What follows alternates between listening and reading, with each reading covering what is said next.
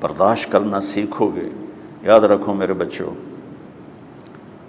اگر آپ صبر سیکھ گئے تو کوئی آپ کو پکڑ نہیں سکے گا۔ یہ جو ریسنگ گاڑیاں ہوتی ہیں نا، فراری اور مختلف ان کے نام ہیں، مشہور فراری ہے، اٹلی میں بنتی ہے، لیمبرگینی، یہ دونوں بنتی ہیں وہاں اٹلی میں، اور اس میں جو آدمی جا رہا ہو اس کے لیے سپیڈ لمٹ کی قید کوئی نہیں، ورنہ سب گاڑیوں پہ 120 کلومیٹر پر کہ اوپر جائیں گے تو جرمانہ ہوگا، لیکن جو آدمی لیمبرگینی میں جا رہا ہے یا فراری میں جا رہا ہے اس کے لیے کوئی جرمانہ نہیں، چونکہ وہ یوں کرو تو 1 سیکنڈ میں وہ 120 پہ چلی جاتی ہیں، صرف اتنا کرنے سے شو ایسے جاتی ہیں۔ تو میں آپ کو ایک لیمبرگینی دینا چاہتا ہوں، فراری 8 کروڑ کی ہے، فراری 8 کروڑ کی گاڑی ہے فراری۔ کئی دفعہ وہاں جب جاتا ہوں تو کوئی نہ کوئی بٹھا دیتا ہے، یہ آپ کو ذرا سیر کرائیں، وہ ہمارے کو تو شوق کی کوئی چیز ہے نہیں، وہ نوجوانوں کے شوق کی چیز ہے۔ تو 8 کروڑ کی گاڑی ہے، میں مفت آپ کو دے رہا ہوں، وہ ہے صبر۔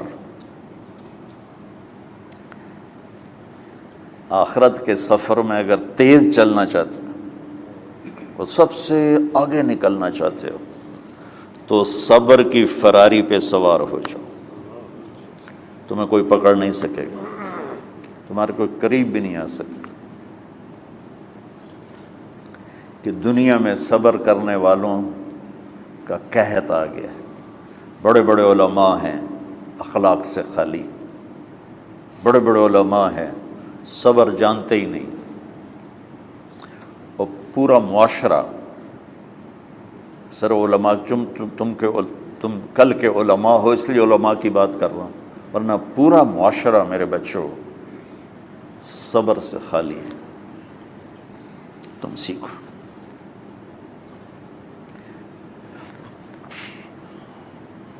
دیکھو میری ایک بات سنو، علم کی کمی ہو تو اچھے اخلاق اس کو چھپا دیتے ہیں، اخلاق کی کمی ہو تو بڑے سے بڑا علم بھی اسے چھپا نہیں سکتا۔ سارے عیب ہوں اور اخلاق اچھے ہوں تو اخلاق وہ چادر ہے جس میں سارے عیب چھپ جائیں گے، اور ساری صفتیں ہوں اور بد اخلاق ہو تو ہر صفت کو بد اخلاقی چھپا دے گی۔ میرے نبی نے نماز لمبی پڑھی، اللہ نے روک دیا، کہا نہیں چاہیے، ما انزلنا علیک القرآن لتشقی، مختصر نماز پڑھیں، درمیانی نماز پڑھیں۔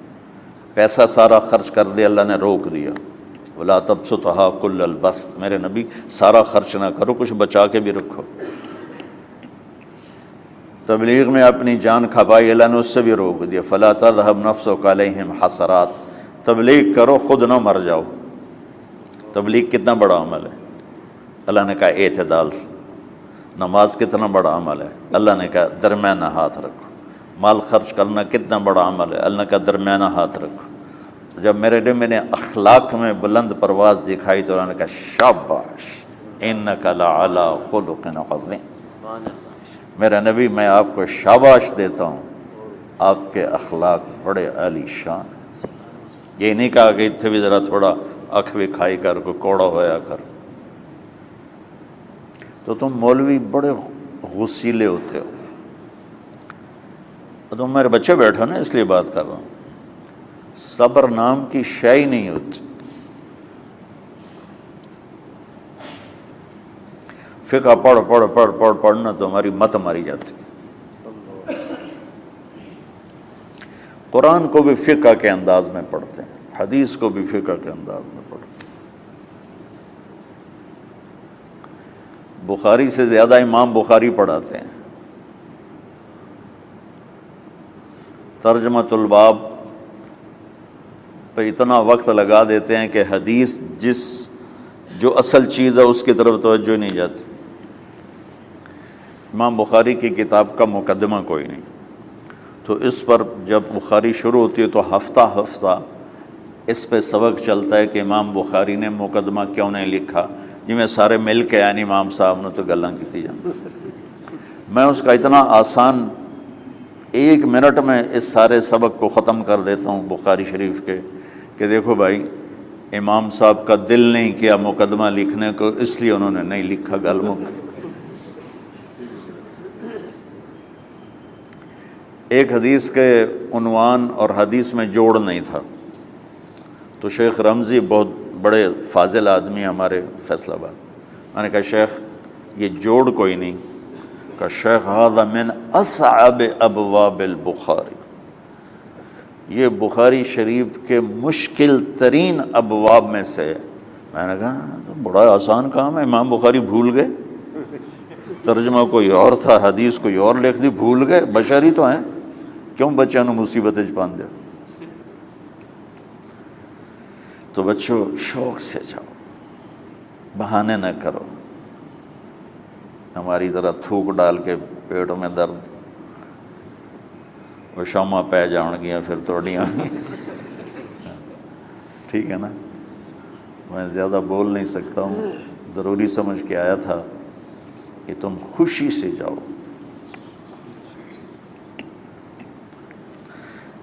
پھر اس میں جو ناگواری آئے گی اسے برداشت کرو گے تو پھر آپ کا صبر بڑھے گا۔ تو میں صرف میری شہرت نظر آتی ہے، اس میں جتنا مجھے صبر کرنا پڑا ہے وہ تمہارے سامنے نہیں ہے، جتنی کڑوی گولیاں میں نے کھائی ہیں لوگوں سے وہ تو تمہیں نہیں پتا۔ اب تمہیں اتنا نظر آتا ہے کہ واہ واہ ہو رہی ہے آگے پیچھے لوگ، میرے اللہ کا کرم ہے، میری کیا اوقات، آج ہوں کل مر جاؤں گا، اولاد کو بھی یاد نہیں رہے گا کہ طارق جمیل کون تھا۔ جو ہے اس میرے رب کا کرم ہے، مجھے اپنی شہرت سے کبھی دھوکہ نہیں لگا۔ تو میرے بچوں اس لیے بتا رہا ہوں، کوئی فخر نہیں، کہ مجھے اپنی شہرت سے کوئی دھوکہ نہیں، ایک لمحے کے لیے بھی مجھے دھوکہ نہیں۔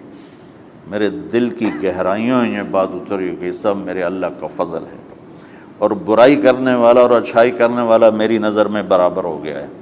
برابر ہونے کا مطلب پہلے سمجھو، تو مجھے گالی دو گے مجھے تکلیف ہوگی، تو میری تعریف کرو گے مجھے خوشی ہوگی، اس کو برابری نہیں کہتے، وہ تو ایک طبعی چیز ہے۔ یہ میں نے ہاتھ پہ اپنا ہی ہاتھ مارا تو اس کو درد ہو رہا۔ تو اگر میں مولوی شوکت صاحب سے بدتمیزی سے بات کروں گا تو ان کو تکلیف ہوگی، اور میں ان کی قربانیاں بیان کروں گا۔ یہ ذرا کھڑے ہونا، ادھر ہاتھ دو، یہ اس سارے نقشے کے بانی ہیں، یہ پہلی اینٹ ہے۔ یہ 3000 روپے اس وقت لے رہے تھے 1985 میں 86 میں کراچی،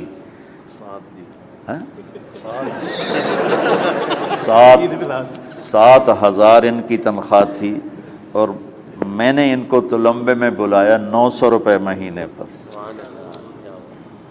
کتنا فرق ہے 7,000 اور 900 کا؟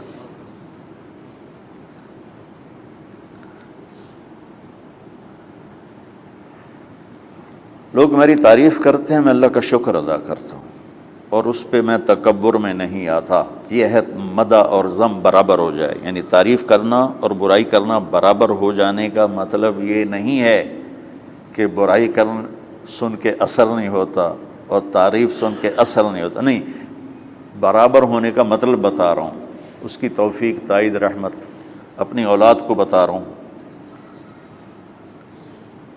کوئی میری تعریف کرتا ہے میں اللہ کا شکر ادا کرتا ہوں اور اپنے آپ کو بھولتا نہیں ہوں، کوئی میری برائی کرتا ہے تو میرے دل میں اس کے لیے کوئی منفی جذبہ نہیں پیدا ہوتا۔ یہ ہے اچھائی برائی کو برابر کر دینا۔ کہ میرے اوپر مختلف الزام لگتے ہیں تو میں ان کو پی جاتا ہوں، اور اس طرح کا معاملہ کرنے والوں سے اپنے دل کو بالکل صاف رکھتا ہوں، بالکل صاف، اور میرا ان سے معاملہ اسی طرح ہوتا ہے جیسے پھر آؤ جی اپنی وجہ سے کبھی کسی سے قطع تعلق نہیں کرتا۔ تو بچوں، صبر بہت بڑی دولت، یہ تمہاری تبلیغی زندگی میں بھی کام آئے گی، علمی زندگی میں بھی کام آئے گا، جب تم گھر والے بنو گے، شادیاں ہوں گی، اس وقت یہ کام آئے گا۔ ٹھیک ہے، اب بہانہ تو نہیں کرو گے نا، خوشی سے جاؤ گے نا؟ چلو، السلام علیکم۔